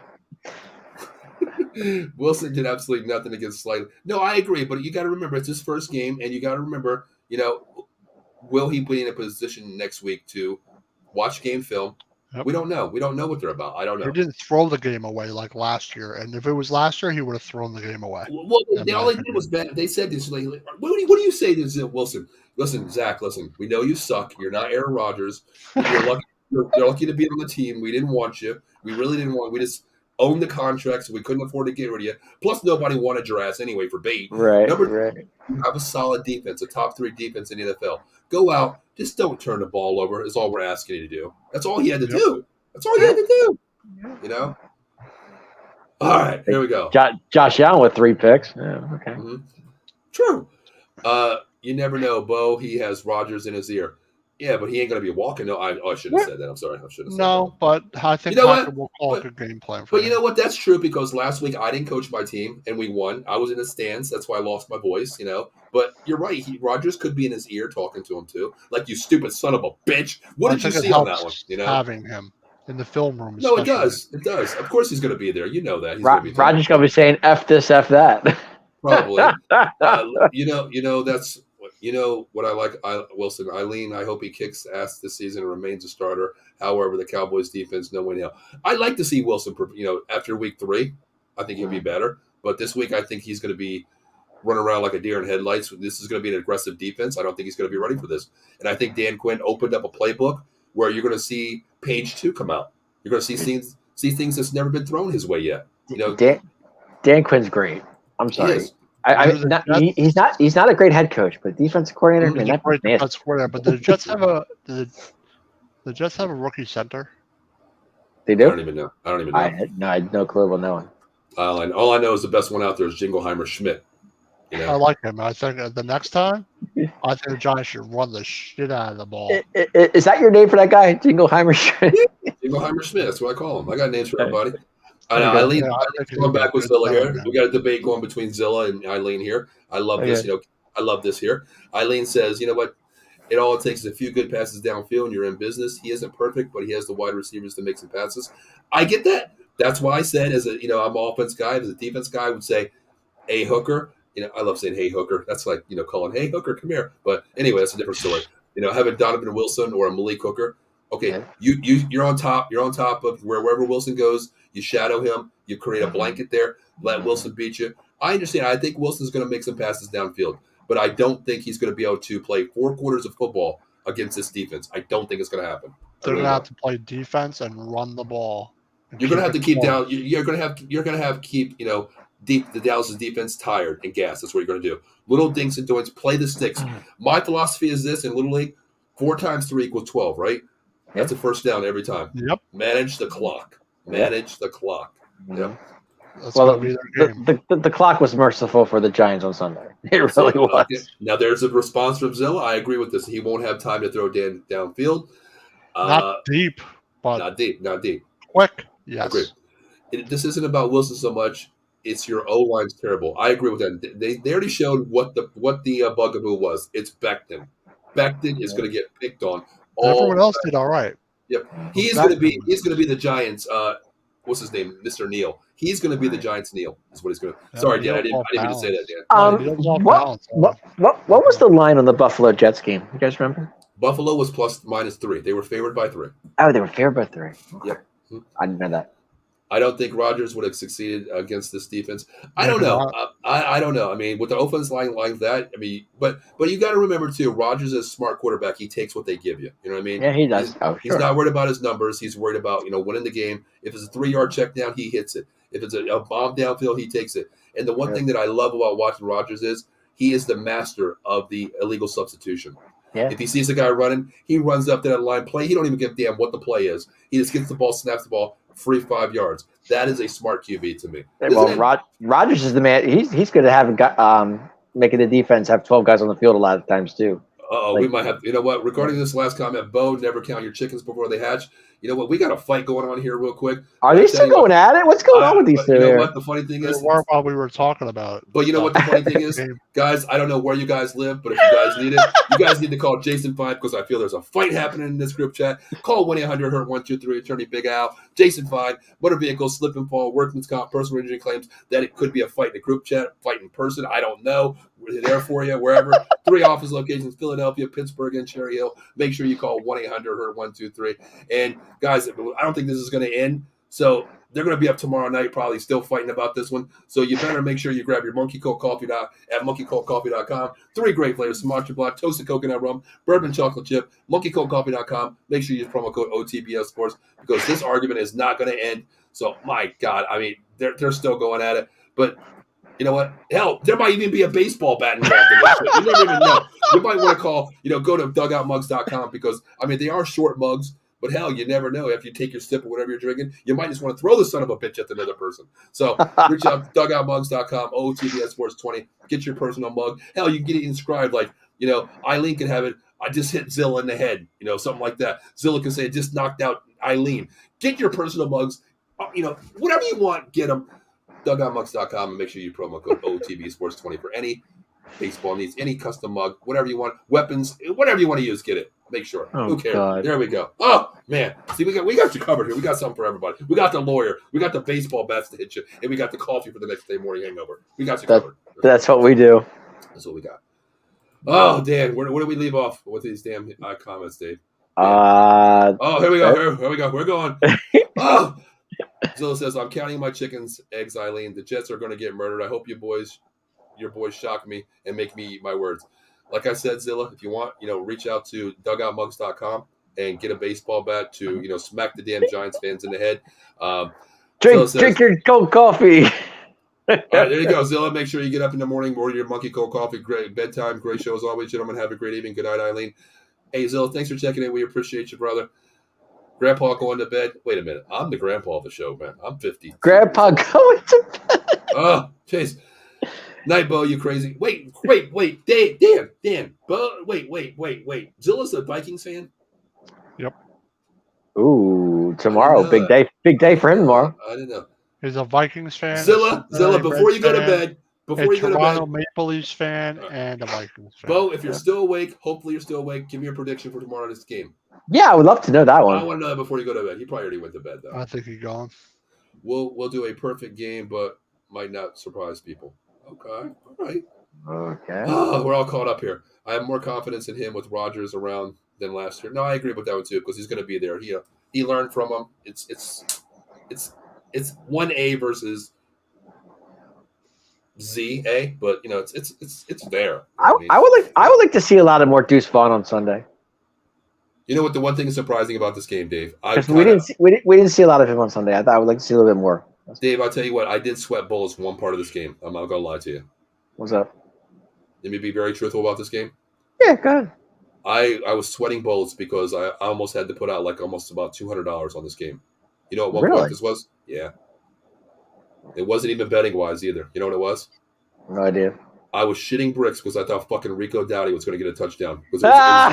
I really was. Because he was so close. I thought I had it. Dave, Dave, I went on NFL.com because I'm a man of my word. If he scores, I will order the jersey. You did say that, yeah. I went on NFL.com and I'm like, customized jersey, no Rico Dowdy. And I'm like, shit, customize this jersey, $229. Is that what it was?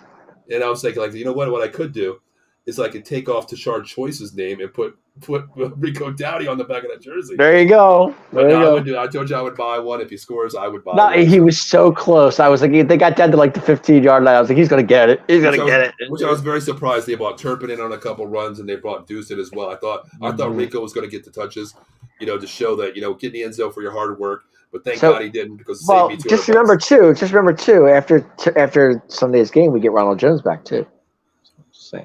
Yeah, that's true. That's true. And Tyler Smith comes back this week as well. And Tyler Smith comes back. Yep. And Donovan Wilson comes back. Wow, we're rolling now, aren't we? And just think, Dan, we're getting our players back, and guess what? Look at Dan. Dan's like, great. Go Jets. All right, guys, before we get out of here, we've been on for an hour and a half talking bullshit, having fun here with this week. Actually, I want predictions for tomorrow. I want to see what's going on with that. All right, you know what? Since it is a division game, what do you think the predictions are tomorrow night? It's not division. Well, we have someone in our division playing. Oh, in our division. I'm sorry. I think it was, yeah. Yep. Oh, yeah. 31-17. Who? Dallas. No. Actually, no. I'm gonna do I thought we were talking about tomorrow night's game. Sorry. 24-13. Cowboys? Yes. Wait. What game are we talking about? I thought we were talking about tomorrow night's game. Which game are we talking about? We're talking Tomorrow night. Vikings, Eagles. We'll keep it there. It's prime time, so the Eagles are going to win, I think. Oh, come on, Dan. 35-14. What is it? What do you say? 35-14. Eagles? 35. It's what he has. Wow. TJ says, so who has the death pick next week, Dak or Zach? Zach. The death pick? Of Zach. It'd be hilarious if it was Dak. I'd laugh so hard. Nah. It's gonna be Zach. It's gonna be Zach. No, I think Dak. I think there's 3 touchdowns next week. I think so too. I think he's gonna throw for one. I think it's gonna be a running game where I think it's gonna be a lot of slip screens in the middle of the field. Gardner's not gonna get picked on. That's gonna be. See, the good thing is Gardner doesn't switch sides. He stays on one side. That's the one thing I like. I want your pick for tomorrow night. I'm gonna go. I think it's gonna be closer than people think. TJ has a 20-30 Birds. I'm pretty much in that category there. I think the Birds do pull it out late. I think they have a lot of regrouping to do. I think this is the turnaround game. Yeah. Cousins, I'm not sold on, of course. Justin Jefferson, we know what he is. I think it's gonna be a little bit closer than people think. I'm gonna go Birds 31, and I think the Vikings get 23. I think 31-23 Eagles to me tomorrow. Oh, okay. Before I make my prediction, who's the running back for Minnesota? Madison. That's right. It is Madison. Okay. Yep. It might be 6-3. Cowboys 6-3. You know what? It's funny though, TJ. I can actually see that because they're both great defenses. You think about two solid defenses. It might be that one bonehead play, like a pick six or a fumble recovery, scoop and score. Yep. Because I think, Dan, we talked about this in the beginning. Dallas flipped the field on the Giants in the whole game. The entire game. And I think this is, if you go 3 and out, that can mean a lot for field possession this game. I think it might be close. I mean, what do you think the score? I'm going to go low. I'm going to go 20. I'm going to go 2017 Cowboys this week. I think it's going to be a lot lower than people think. That's what I think. The Jets defense is good. You're probably not going to score 30 points on there. You're probably going to be 20 or so. Mm-hmm. I don't know if the Jets, it's all about how Wilson plays. Is Wilson going to play well or is he not? I think that's really going to determine the game. Dak's death pick at the end. Oh, stop. I mean, come on. Jets are that good to do it. I think it's going to be a close game. I think it's going to be a close game. I'm going to say 28-17, boys. Okay. All right. It seems like a lot versus the Jets, man. It does. I think Dak puts up numbers. He's going to. I agree. All right, before we get out of here, let's go over our schedule real quick. Every Monday night, Joystick Junkies, Sully Squad, Big Blue Power. Dan might be a little bit happy next week because he might beat the damn Arizona Cardinals. I would like to I just want to say I'm thinking about changing that time. Okay. Big Blue Power Hour. 8:30 on Monday. Mm-hmm. Okay. Good time. We'll keep you informed. Yeah, Monday Night Football. We talked about that yesterday, actually. Tuesday nights, extra innings at 8:30 and Commanders Gridiron at 6:30.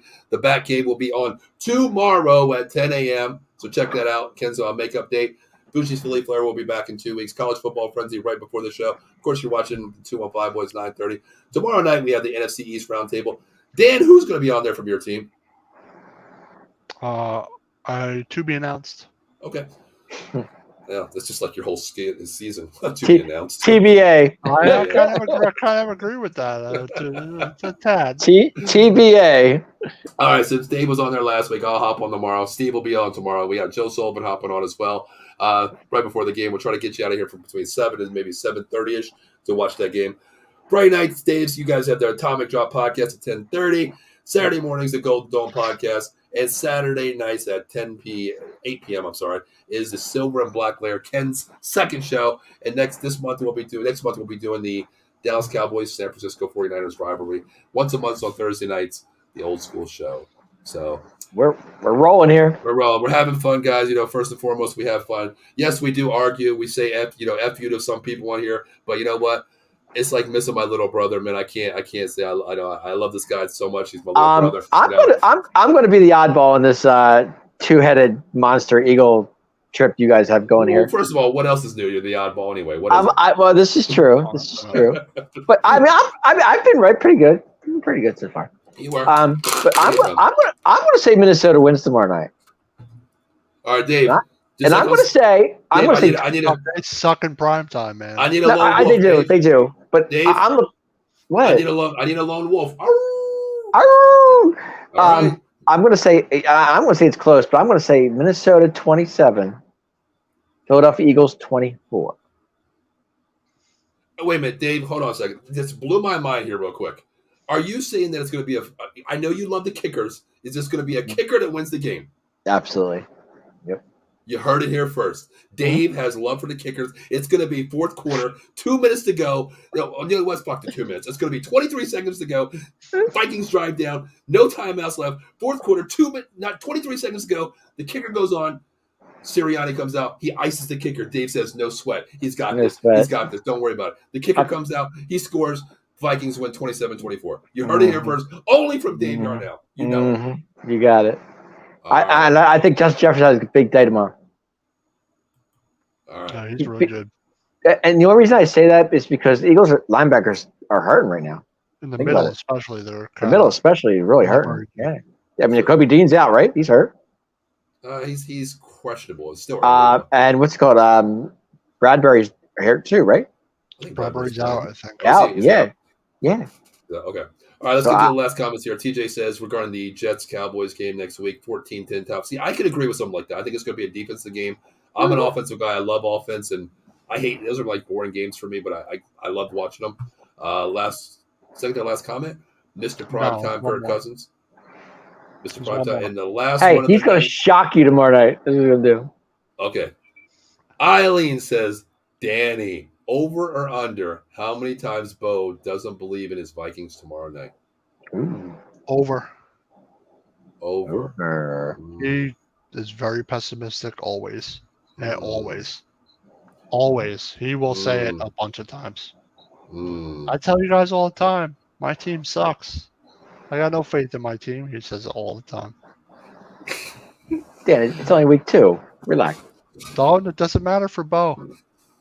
Oh, it doesn't matter for Bo. Okay. They've never won a Super Bowl. He's seen a lot of bad stuff happen. See, next time you got Diane and Eileen. You got to let me know next time there's a rant in the chat room because I want to go check this out. I want to see this. He knows his football. Though. So, well, then you know what? This is out of the box. I mean, listen, you guys can come over to Out of the Box anytime you want. I mean, we have shows for everybody. You know, we do have the banner here, and this is the last banner of the night here. Let's play it. Out of the Box Sports Entertainment, live streaming entertainment company for all your needs and visions. Start your podcast. Banners, overlay, live feeds. We can make it happen. There's my number. You better not call me at 2 o'clock in the morning. I swear to God, I will find you because I've been sleeping lately. You know, there's my number, 267-303-7325. That's my job. Yeah, Dave, I know, 3 o'clock in the morning. Are you up? I want to talk about the kicker. Oh, Dave, leave me alone, you know. But, guys, before we get out of here, you guys want to talk about anything real quick before we get out of here? I got to go walk the dog. Fire Bobby Johnson. Why? Why? Because he's your O-line coach. It's week 1. Leave him alone. I want to congratulate the Atlanta Braves for winning the East tonight. Thank you. Thank you. Appreciate that. Yes, sir. Yeah, you guys. I mean, you're Braves fans, and you guys are. You did it. Congratulations. Big. That's right. And Eddie did it on the Phillies' home turf too. That's even. now wow. I just want to see Strider get a couple more strikeouts so we can pass John Smoltz. You know, for the all-time leader. I think he's like 15 away. But we'll see. So Dan, real quick before we call this a night, do the Braves play their starters? Are they winning it so early? What happens here? I think they'll just keep plugging along like they are. And towards the end, they'll probably get ready for but they'll be the number 1 seed, so they'll have time. Okay, and my next question is: they still have to play the Phillies 3 more times. So will the Phillies Miami once and. Well, what's your question? Will the Phillies what? No. My question is, they still have to play the Phillies 3 more times during this. Yep. Okay, will they play their starters, or were they going? Will you see what will Snicker do? Is my question. What are they going to do? I think he will. I don't think he'll rest a lot of players. I think they'll just keep humming along. But you want to prepare rotation wise, right for the playoffs. Okay. I think what you do in the last. I think what you do in the last week, you get that 1, 2, 3 Wright's rotation. coming back, so he's probably going to pitch.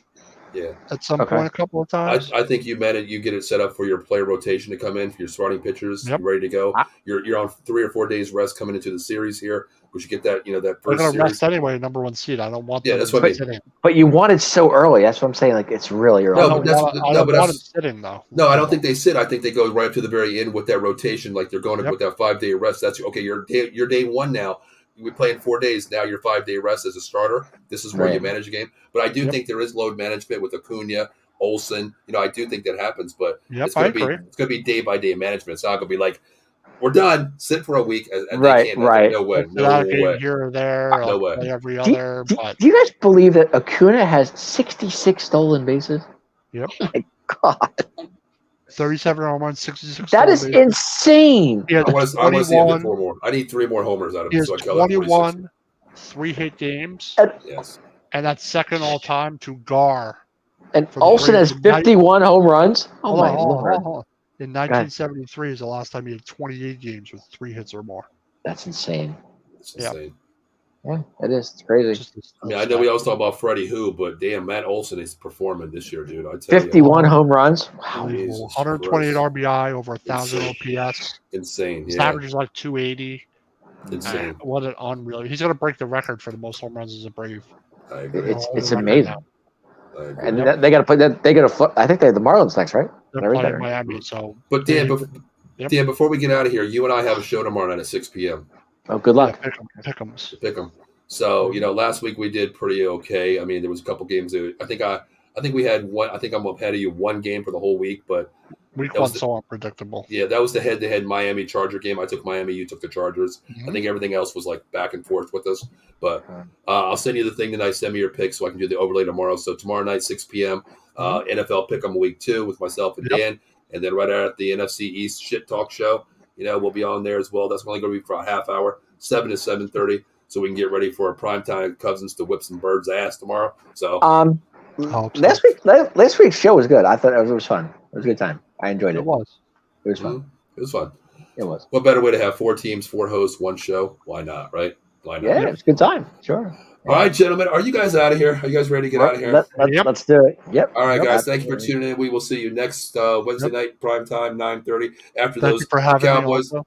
Well, we feel. You know what? It's like I thought your Giants were going to. Dave, you're always welcome on the show. You know that. No, screw that, Dave. He came on and said, "Fuck your Cowboys." No, screw that. I said that last time. Well, listen, he's on our show. He's on our show, our territory. So I'm going to tell it like it is. Okay. All right. The reason why we invited you because we thought the Giants were going to get a charity touchdown at the end. Now we're giving you a charity. I was to be on our hoping they show. Get shut out. I was hoping. That's probably why I was watching. Yeah, that was the whole time. He's like, "Don't get shut out. Don't get shut out." Don't get shut out. Isn't that the worst thing? Like you're sitting there as number one as a fan, as a coach, like, can we just get a fucking field goal at least, please? Well, Gano missed his field goal. He never missed a field goal like that. Now that he's come on our show, when we go on his show, when they come to our place, I think we win. I think we'll collab something in what is it, week 10? No, I'm just saying whatever. I don't even know what it is. I couldn't say it. Yeah, week 10, I think.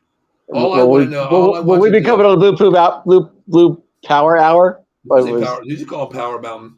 No, I said Big Blue Power Hour. Are we going to come to that show if they like you came to ours? Is that if we win? They might want to change the name from Power Hour to something like bottled something, whatever. You know what I mean? But I just want I need you to relay a message to one of your co-hosts for me, Dan. Right. I think I know who this is. I think eBay is getting kind of low on quantity that he might want to go out and order a jersey real quick because I can't wait to see it. I really can't. Okay.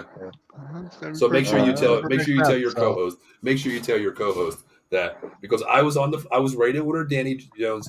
I was honest. I was going to get one if they would have won, but I can't wait to round 2. We're going to up the stakes on this one. When do we see them again? Week 10. Week 10? Oh, God, 9 weeks? Man. So, guys, if you're out there, rewatching this later on, I need you to come up with another bet. Nothing too crazy. Hell, I'm down for a tattoo. I don't give a damn. I'll do it. But I want you guys to give us an idea between Dan and I. Not Dan. Dan said, "Fuck that. I ain't doing that shit." I ain't making no bets. No, neither. No bets on me. You making crazy? You're on crack. Dan and Dave said, "I ain't getting no Mike Tyson tattoo on my shit. Hell with that." But come up with an idea where Evan and I can bet round 2. Evan has to wear a jersey this year. He went out. I told him, go get a Zeke jersey since because I want to see him do this on the show. Zeke.